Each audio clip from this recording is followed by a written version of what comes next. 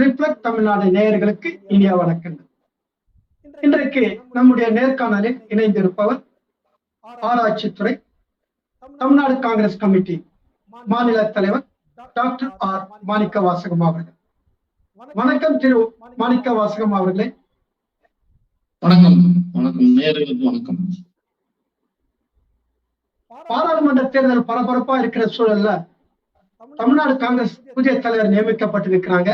இளம் தலைவர் செல்வ பெருந்தகை அவருக்கு ஒரு நன்றியை தெரிவிச்சுக்கிறோம். தமிழ்நாடு காங்கிரஸ் கமிட்டி புதிய தலைவர் மரியாதைக்குரிய திரு செல்வ பெருந்தகை அவர்கள் ஏற்கனவே தமிழ்நாட்டுக்கு மிகவும் அறிமுகமானவர். ஏனென்றால் அவர் சிஎல்பி, அதாவது காங்கிரஸ் லெஜிஸ்லேட்டிவ் பார்ட்டியுடைய தலைவராக சட்டமன்றத்தில் மிக எழுச்சியுடைய உரைகளெல்லாம் நினைத்திருக்கின்றார். தமிழ்நாடு முழுக்க பொது குழு கணக்கின் தலைவராக இருப்பதால் தமிழ்நாடு முழுவதும் அவர் சென்று தன்னுடைய பணியை சிறப்பாக பணியாற்றியிருக்கின்றார். காங்கிரஸில் தலைவர்கள் மாற்றம் என்பது ஒவ்வொரு தலைவரும் ஒரு 3 to 5 ஆண்டுகள் அவர்கள் இருப்பார்கள். அதற்கு பிறகு அவர்களை மாற்றிவிட்டு அவர்களுக்கு வேறு ஏதாவது பணிகளை கொடுத்துவிட்டு, உயர்ந்த பணிகளை கொடுத்துவிட்டு புதிய தலைவர்களை அமைப்பது இது எப்போதுமே நடைபெறுகின்ற ஒரு நிகழ்வு. இது தேர்தலுக்காக என்று நாம் யாரும் எடுத்துக்கொள்ள முடியாது. ஏன்னா ஒருவருடைய பார்வைகள் வித்தியாசமாக இருக்கும். அவருடைய வழிமுறைகள், நடைமுறைகள் இப்போது ஏற்றவாறு இருக்க வேண்டும் என்பதற்காக தான் ஒரு 5 ஆண்டுகளுக்குள் ஒரு புதிய தலைவரை நியமிப்பது எங்களுடைய வழக்கமாக இருக்கின்றது. அதே போல மரியாதைக்குரிய தமிழ்நாடு காங்கிரஸ் கமிட்டி தலைவர் திரு செல்வ பெருந்தகை மிக தெளிவான சிந்தனை கொண்டவர். விளிம்பு நிலை உள்ள மக்களிலிருந்து ஒரு மிகப்பெரிய தலைவராக உருவாக்கியிருக்கின்ற அந்த தலைவர் எங்க தமிழ்நாடு காங்கிரஸ் கமிட்டி தொண்டர்கள் எல்லாம் சீரிய முறையில் மற்ற தலைவர்களோடு இணைந்து வழி நடத்துவார் என்பதில் அதீத நம்பிக்கை இருக்கின்றது. தேர்தலில் நீங்கள் அதை சந்திப்பீர்கள். முழு வெற்றியை இந்திய கூட்டணிக்கு வழங்குவார் என்பதனை இங்கே குறிக்கொள்ள விரும்புகிறேன். ஏன்னா மும்முனை போட்டி இருந்தது. அந்த பதவிக்கு ஒரு 2-3 பேர் எதிர்பார்த்து இருந்தாங்க. அப்படி இருந்த காலகட்டத்துல இவருக்கு கிடைச்சது ரொம்ப மகிழ்ச்சியாக தான் இருக்கு. தமிழ்நாட்டை இருக்கிறவர், சென்னையில இருக்கிறவருக்கு கிடைச்சது மகிழ்ச்சி தான். அடுத்தது சார், இப்போ இமாச்சல பிரதேசத்துல காங்கிரஸ் இழுபறி குழப்பமா இருக்குன்னு சொன்னாங்க. 6 எம்எல்ஏக்களை பாஜக தனியா வச்சு அவங்களுடைய ஓட்டு வாங்கி அவங்கள பதவி இது பண்ணிருக்கிறதால காங்கிரஸ் இழுபறின்னு சொல்றாங்க. அதனால உங்களுக்கு என்ன சார் கருத்து? பாரதிய ஜனதா கட்சி என்பது சட்டபூர்வமாக எதுவும் நடந்துவிடக் கூடாது என்பதுதான் அவர்களுடைய கொள்கை. நன்றாக நாம் தெரிந்து கொள்ள வேண்டும். சட்டபூர்வமாக எதுவும் நடக்கக்கூடாது. 2வது கொள்கை, ஜனநாயகம் என்ற வார்த்தையே RSSக்கும் பிஜேபிக்கும் எள்ளளவும் பிடிக்காது. இந்த 2ஐயும் எப்படி அவர்கள் செய்ய வேண்டும் என்பதை மிக தெளிவாக 2017 செய்து கொண்டிருக்கின்றார். அதுக்கு பல உதாரணங்கள் உண்டு. எதை வேண்டுமானாலும் சட்டத்துக்கு புறம்பாக செய்ய வேண்டும் என்பது அவர்களுடைய கொள்கையை. இந்த ஜனநாயகத்தை கொள்வதை இன்று இமாச்சல பிரதேசத்துல, ஏற்கனவே கோவா, மணிப்பூர், மத்திய பிரதேஷ் போன்ற மாநிலத்தில் காங்கிரஸ் ஆட்சி பலமாக பெற்ற பொழுது அங்கே ஜனநாயகத்தை கொண்டு ஜனநாயகத்தை வீழ்த்திருக்கின்றார்கள். மீண்டும் அந்த முயற்சியை எடுக்கின்றார்கள். அது பலிக்காது. மக்கள் உடைய தீர்ப்பு என்னவென்றால் அங்கே காங்கிரஸ் ஆள வேண்டும். இமாச்சல பிரதேசத்தில் 97% இந்துக்கள். ஒரு மாயையை பாஜக உருவாக்கின்றார்கள். என்னவென்றால் இந்துக்கள் அனைவரும் பாஜக மட்டுமே ஓட்டு வாக்களிப்பார்கள் என்று, அவர்கள் பக்கம்தான் இருக்கின்றார்கள் என்று அதை நிர்மூலமாக்கினதுதான் இந்த இமாச்சல பிரதேஷ்.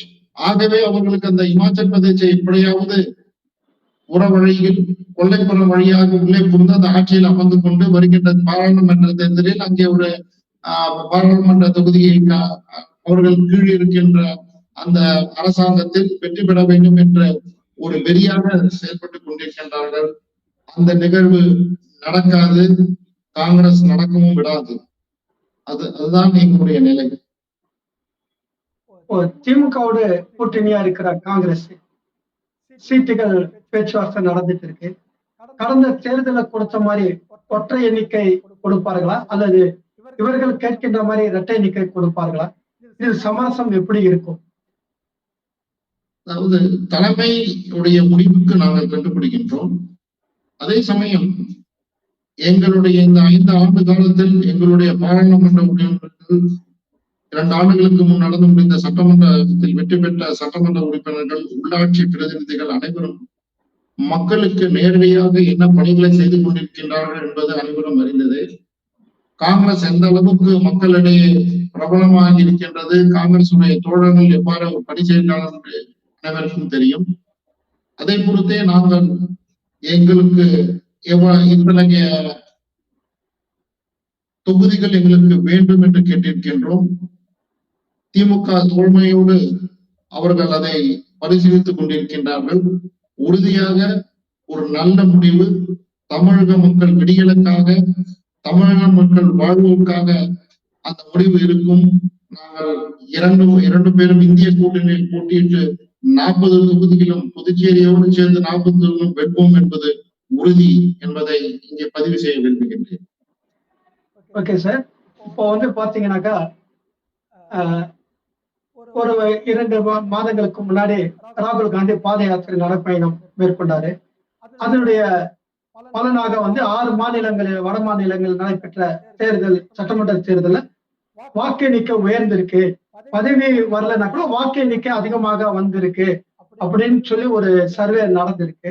அப்படி இருக்கிற காலகட்டத்துல இப்போ பாரத் ஜோடோன்ற ஒரு ரத நீதி யாத்திரை ஒண்ணு நடந்துட்டு இருக்கிறாரு. இதனுடைய பாத யாத்திரையுடைய முடிவு வருகின்ற பாராளுமன்ற தேர்தல் சாதகமா இருக்குமா? நிச்சயமாக இருக்கும், அதில் எல்லாரும் சந்தேகம் இல்லை. ஆனா அதுல முக்கியமாக நாம ஒன்னே ஒண்ணு சந்திக்கணும். தலைவர் அவர்கள் இந்த பாத யாத்திரையை அவர்கள் துவக்கும் பொழுது மிக தெளிவாக ஒன்று கூறினார். இந்த நாட்டு மக்களை ஒன்றிணைப்பது, நாட்டு மக்களை ஒன்றிணைப்பது என்றால் அனைத்து சாதனையையும், அனைத்து மதத்தினையும் அனைவரும் ஒன்று சேர்ந்து இந்த நாடு உருவானது, அந்த நாட்டை காக்க வேண்டும், அந்த ஜனநாயகத்தை காக்க வேண்டும் என்றுதான் பாரத் ஜோடோ யாத்திராவை செப்டம்பர் 7 கன்னியாகுமரியிலிருந்து காஷ்மீர் வரை அவர் சென்றடைந்தார். அதுதான் எங்களுடைய முக்கிய நோக்கம், தலைவருடைய முக்கிய நோக்கம். ஓட்டு அரசியலுக்காக நாங்கள் அதை செய்யவில்லை. மிக தெளிவாக நாங்கள் இங்கே கூறிக்கொள்ள விரும்புகிறோம். ஓட்டு அரசியல் என்பது வேறு. இந்த நாட்டை காப்பாற்ற வேண்டும் என்று தன்னை வருத்தி கொண்டு இந்த நாட்டு மக்களுக்காக நடந்து கொண்டிருக்கின்றார். அது மக்களுக்கு புரிந்ததால் காங்கிரஸ் கட்சி ஒன்றே சிறந்த கட்சி, இந்த நாட்டு மக்களுக்காக இருக்கின்ற கட்சி என்றுதான் அந்த வாக்குகள் அங்கே நாம் பெறப்பட்டோம். அதிலே சில இவிஎம் போன்ற விஷயங்கள் எல்லாம் நாங்கள் அங்கே ஆட்சியை பிடிக்க இயலவில்லை. ஆனால் அது பாராளுமன்ற தேர்தலில் எதிரொலிக்கும். நாங்கள் அனைத்து தொகுதிகளிலும் வெற்றி பெறுவோம். எங்கெல்லாம் நாங்கள் வீழ்ச்சியடைந்தோமோ இவிஎம் மூலமாக அதை நிர்மூலமாக்குவோம் என்பதை நான் இங்கே கூறிக்கொள்ள விரும்புகிறேன். இப்போது அவர் எடுத்திருக்கின்ற அந்த நியாய பயணம் என்பது அவர் இளைஞர்களுக்காக, பெண்களுக்காக, தொழிலாளர்களுக்காக, அதே போல சிறு தொழில் விவசாயிகளுக்காக கொண்ட 5 குழுக்களுக்கும் 5 மிகப்பெரிய சாம்ராஜ்யமாக இருக்கிற மக்களுக்காக நியாயம் கிடைக்க வேண்டும் என்று சொன்னால் நமக்கு எல்லாம் தெரியும். விவசாய மக்கள் ஓராண்டு காலம் தொடர்ந்து டெல்லியிலே போராடி கொண்டிருந்தார்கள். அந்த போராட்டத்தின் முடிவில் அந்த 3 சட்ட திருத்தங்களையும் அவர்கள் மத்திய அரசு வாபஸ் பெற்றது, பாஜக அரசு வாபஸ் பெற்றது. அப்போது ஒரு உத்தரவாதம் கொடுத்திருந்தார்கள், எம்எஸ்பி அதாவது மினிமம் பிரைஸ் நாங்கள் அவங்களுக்கு கொடுப்போம் என்று. அதை அவர்கள் இதுவரைக்கும் செய்யவில்லை. ஆனால் தலைவர் ராகுல் காந்தி இந்த நியாய யாத்திரையிலே கூறியிருக்கின்றார், நாங்கள் ஆட்சிக்கு வந்தால் சுவாமிநாதன் அவர்களின் அறிக்கை பிரகாரம் எம்எஸ்பி என்றதை விவசாயிகளுக்கு தருவோம் என்று. ஏன் இதையெல்லாம் கூறுகிறோம் என்றால், இந்த நாட்டில் பெரும் பணக்காரர்களை தவிர, குறிப்பாக 4 பேர்களை தவிர மீதி அனைவரும் அனைத்து துறையிலுமே அவர்கள் கஷ்டப்பட்டுக் கொண்டிருக்கின்றார்கள். பொருளாதாரத்திலும் சரி, வாழ்க்கையிலும் சரி, தொழிலும் சரி. இதை நாம் உடத்தேறிய வேண்டும் என்பதற்காகத்தான் தலைவர் ராகுல் காந்தி அவர்கள் நடவேணமாக நடந்து கொண்டிருக்கின்றார். அத்தனை மக்களையும் சந்திக்கின்றார். உறுதியாக, கண்டிப்பாக மக்கள் இந்திய கூட்டணிக்கு வாக்களித்து மாபெரும் வெற்றியை தருவார்கள். எலக்ட்ரோ பாண்ட் தேர்தல் பத்திரம் உச்சநீதிமன்றம் அதிரடியாக ஒரு அறிவிப்பு கொடுத்திருந்து, அந்த தேர்தல் பத்திரத்தினுடைய என்ன நிலை என்றதை 15 நாட்களுக்குள்ள வெளியிடணும்னு சொல்லியிருக்கு. இப்ப இத பத்தி தங்களுடைய கருத்து என்ன சார்? ஒரு சட்டப்பூர்வமாக உச்ச நீதிமன்றம் இந்த எலக்ட்ரோவல் பாண்ட் என்பது சட்டத்திற்கு எதிரானது. சட்டப்பூர்வமாக உச்ச நீதிமன்றம் இந்த எலக்ட்ரோவல் பாண்ட் சட்டத்துக்கு எதிரானது என்பதை தீர்ப்பு கொடுத்திருக்கின்றது. இதுல இருந்து பாஜகவும் RSS கொள்கையை கொண்டவர்கள் ஒரு நாட்டில் ஒரு லஞ்ச லாபத்தை ஒழிக்க வேண்டும் என்று கூறிக்கொண்டு அந்த லஞ்ச லாபத்தை எவ்வாறு பெருக்க வேண்டும் என்பதுதான் இந்த எலக்ட்ரோ பாண்ட் வந்து ஒரு எக்ஸாம்பிள், ஒரு உதாரணம், முன் உதாரணம். ஏன் அப்படின்ற ஒரு மிகப்பெரிய கேள்வி மக்களுக்கு, அதாவது உச்ச நீதிமன்றம் ஒரு சட்டத்தை வேண்டாம் என்று கூறியிருக்கின்ற என்று மட்டும்தான் மக்களுக்கு தெரியும். ஆனால் ஏன் வேண்டாம் என்பதை மிக தெளிவாக அவர்கள் அவர்களுடைய தீர்ப்பில் கொடுத்திருக்கின்றார்கள். 2017ஆம் ஆண்டு இந்த சட்டத்தை முன்வடிவாக தருகின்றார் அப்போதைய நிதியமைச்சர் அருண் ஜேட்லி. 2018ஆம் ஆண்டு அதை நடைமுறைக்கு கொண்டு வருகின்றார்கள். அதில் 4 மாதங்கள், அதாவது ஜூன், ஜூலை, அக்டோபர் போன்ற மாதங்களில் 10 நாளுக்கு இந்த எலக்ட்ரோல் பாண்ட் இருக்கும். அதை வாங்கி ரிஜிஸ்டர் செய்யப்பட்ட கட்சிகளுக்கு தானமாக கொடுக்கலாம், அதாவது வெகுமதியாகவோ அல்லது பரிசாகவோ கொடுக்கலாம் அப்படின்ற ஒரு சட்டத்தை கொண்டு வந்தார்கள். அப்போது அவர்கள் கூறியது என்னவென்றால், டிஜிட்டல் எக்கானமி, பண பரிவர்த்தனை இல்லாமல் ஒரு டிஜிட்டல் எக்கானமியை கொண்டு வருகின்றோம், கம்பெனிக்காரர்களுக்கெல்லாம் ஒரு மிகப்பெரிய ஒரு வசதியை ஏற்படுத்தி கொடுக்கின்றோம் என்று அவர்கள் கூறினார்கள். ஆனால் நடந்தது என்ன? ஒவ்வொரு தேர்தலுக்கு முன், ஒவ்வொரு தேர்தல், அதாவது சட்டமன்றமாக இருக்கட்டும், உள்ளாட்சித்துறையா இருக்கட்டும், அல்லது பாராளுமன்ற தேர்தல் நடக்கப் போகின்றது, அதற்கு முன் அந்த ஒரு 10 நாளுக்கு முன் அல்லது ஒரு மாதத்திற்கு முன் அதை அந்த எலக்ட்ரோல் பாண்டை SBI பேங்க் மூலியமாக அதை வெளியிடுவார்கள். ஆனால் அதற்கு முன்னாடி என்ன நடக்கும் என்றால், அவர்கள் குறிப்பிட்ட நபர்கள், தனிநபர்களுக்கும், குறிப்பிட்ட கம்பெனிக்காரர்களுக்கும், குறிப்பிட்ட நிறுவனத்திற்கும் தனது இப்போது மத்திய அரசின் கீழ் என்று சொல்லிக் கொண்டு இருக்கின்ற CBI, IT, ED போன்ற அந்த இன்ஸ்டிடியூஷன் எல்லாம் அழைத்து, நீங்கள் இவர்களெல்லாம் போய் அவங்க ரைட் செய்யுங்கள், அதாவது சோதனை செய்யுங்கள் என்று கூறிவிட்டு, பின்புறமாக இந்த சோதனையின் மூலமாக உங்களுக்கு இவ்வளவு கோடிகள் நீங்கள் ஏமாற்றிருக்கின்றீர்கள் என்று நாங்கள் வழக்குகளை போடுவோம், நீங்கள் அதை சரி செய்ய வேண்டும் என்றால் நீங்கள் இந்த எலக்ட்ரோல் பாண்ட் மூலமாக எங்களுக்கு நிதி வழங்க வேண்டும் என்ற ஒரு கட்டாயத்தின் போக்கை ஏற்படுத்தி, அந்த கட்டாயத்தின் போக்கின் விடிவெளி தான் இந்த எலக்ட்ரோல் பாண்ட். இதை ஏன் நாம் பிஜேபி பண்றாங்கன்னா, நம்ம எல்லாருக்குமே தெரியும், அதன் மூலமாக பெறப்பட்ட தொகை 90% பாஜகவுக்கு சென்று இருக்கின்றது என்று. நம்ம RTI மூலமா கேட்கணும்னு சொன்னா, அந்த RTI என்பது 2005ஆம் ஆண்டு தலைவர் மன்மோகன் சிங் ஆட்சியில் இந்திய நாட்டில் நடக்கின்ற அந்த அரசாங்கத்தில் நடக்கின்ற ஒவ்வொரு செயல்பாடும் மக்களுக்கு வெட்ட வெளிச்சமாக வேண்டும் என்பதற்காக கொண்டப்பட்ட அதிகாரமிக்க மக்களின் அதிகாரம் அது. அதை நிர்மூலமாக்கி இருக்கின்றார்கள். எவ்வாறு? முதலில் சீஃப் இன்ஃபர்மேஷன் ஆபீசருக்கு அதிகாரத்தை குறைந்தார்கள். 2வது டேட்டா பர்சனல் என்ற பில்லை கொண்டு வந்து, அரசாங்கம் நினைத்தால் மட்டுமே அவர்கள் தேவையான ரெக்கார்டுகளை அல்லது டேட்டாக்களை அல்லது தேவையான செய்திகளை கேட்பவருக்கு கொடுக்கலாம் என்ற ஒரு தனி மசோதாவை கொண்டு வருகின்றார்கள். இவ்வாறு கொண்டு வந்து விட்டு நாம் RTI மூலமாக கேட்டோம், அந்த எலக்ட்ரோல் பாண்டுடைய யாருக்கு சென்றது, யார் உங்களுக்கு வெகுமதியாக கொடுத்தார்கள் என்றால், அவர்கள் கூறுவது என்னவென்றால், எனக்கு RBI வந்து தரணும், SBI கேட்டா RBI தரணும், RBI கேட்டா SBI தரணும்ட்டு. ஆனால் ஸ்டேட் பேங்க் ஆஃப் இந்தியாவுடைய அதை கட்டுப்பாட்டில் வைத்திருக்கின்ற RBIக்கு கேட்டவுடன் கொடுக்க வேண்டிய கட்டாயம் SBIக்கு இருக்கின்றது. ஆனால் ஒரு நாளும் அது தரைப்படவில்லை, மக்களுக்கும் அது தெரியப்படுத்தவில்லை. இது எவ்வளவு பெரிய ஒரு லஞ்ச லாவணத்தை உருவாக்கி இருக்கின்றார்கள் என்பதை நாம் புரிந்து கொள்ள வேண்டும். 2017 ஒரு பினான்சியல் ஆக்ட் என்பதை கொண்டு வந்தார்கள். நம்ம எல்லாம் ரொம்ப உன்னிப்பா நம்ம பார்க்க வேண்டியது என்னன்னா, அதற்கு முன்னாடி மன்மோகன் அரசு 2013 ஒரு சட்டம் கொண்டு வந்தார்கள். நிறுவனங்கள் அரசியல் கட்சிக்கு நிதி தரலாம். ஆனால் அதுல என்ன கூறியிருந்தார்கள், ஒரு நிறுவனம் 7.5% அவர்களுடைய லாபத்தில் 7.5%க்கு மேல் நிதி வழங்கக்கூடாது. அந்த 7.5% என்றால் கடந்த 3 ஆண்டுகளில், அதாவது இந்த வருஷம் தராங்க, இதுக்கு முன்னாடி 3 வருஷமும் அவங்க இந்த PNL கொடுத்திருக்கிறதுல 7.5% அப்படின்ற ஒரு கட்டுப்பாடு வைத்திருந்தார்கள்.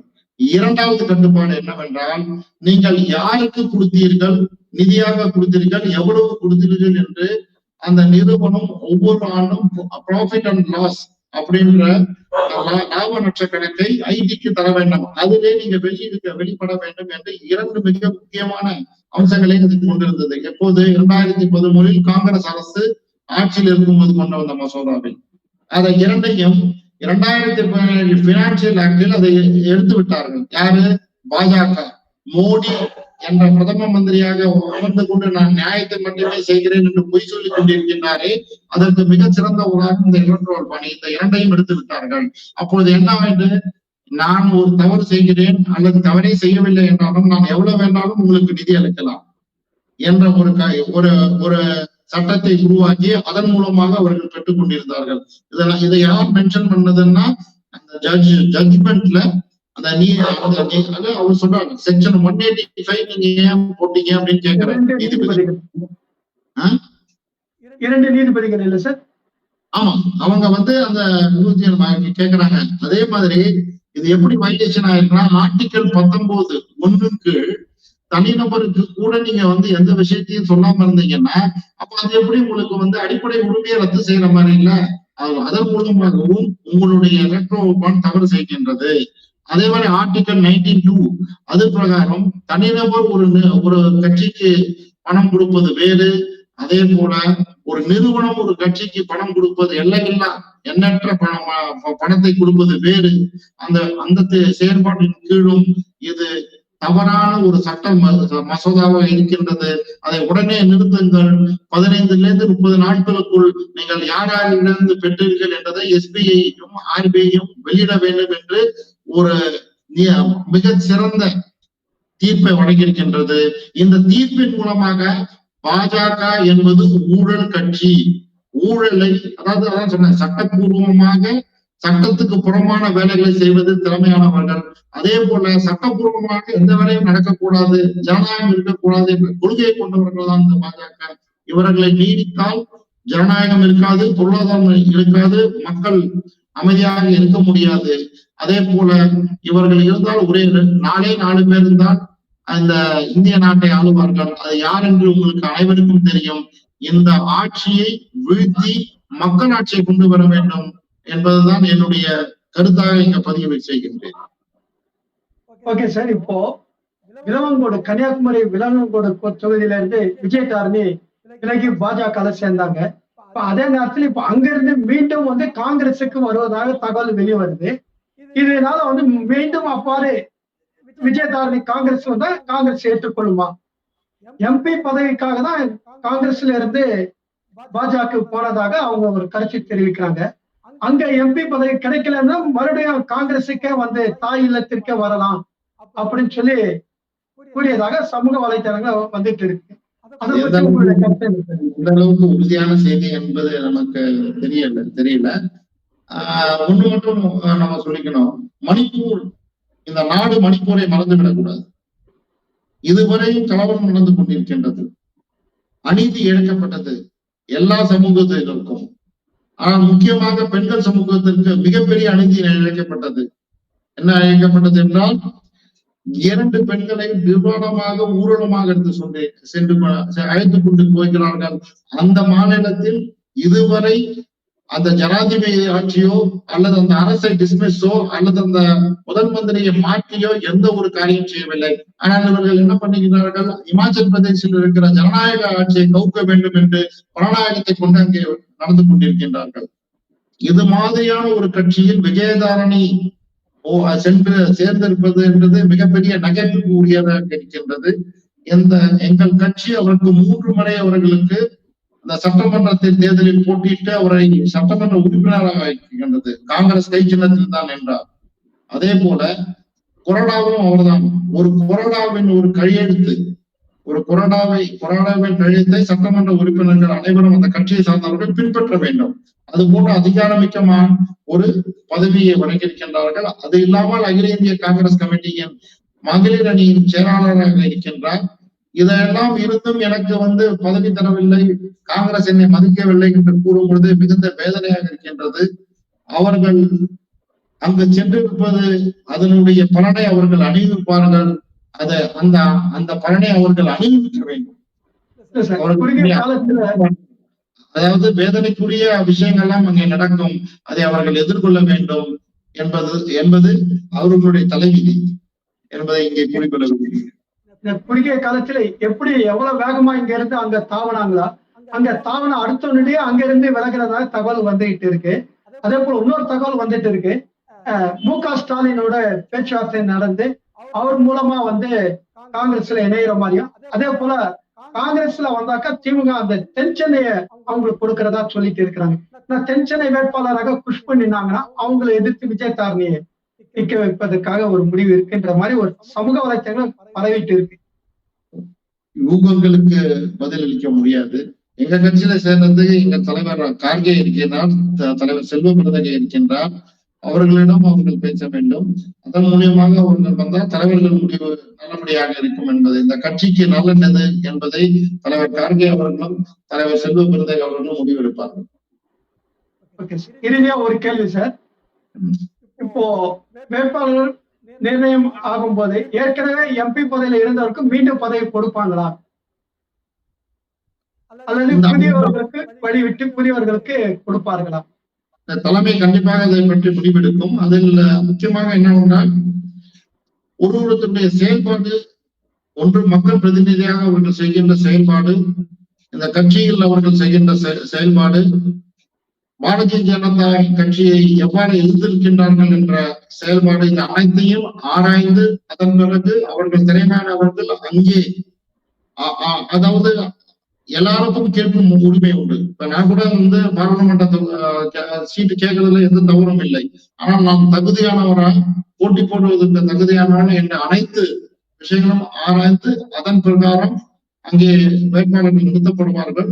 அதில் இப்போது தற்போது இருக்கிற பாராளுமன்ற உறுப்பினர்களுக்கும் வாய்ப்பு இருக்கின்றது. அதே போல புதிய முகங்களுக்கும் வாய்ப்பு இருக்கின்றது. அதுதான் எங்களுடைய கட்சியின் நிலை. சில தொகுதியில எம்பி காங்கிரஸ் எம்பி ஒண்ணுமே செய்யலன்ற மாதிரி சில செயல்கள் எல்லாம் நடந்திருக்கு சொல்லி இருக்கிறாங்க பொதுமக்கள்.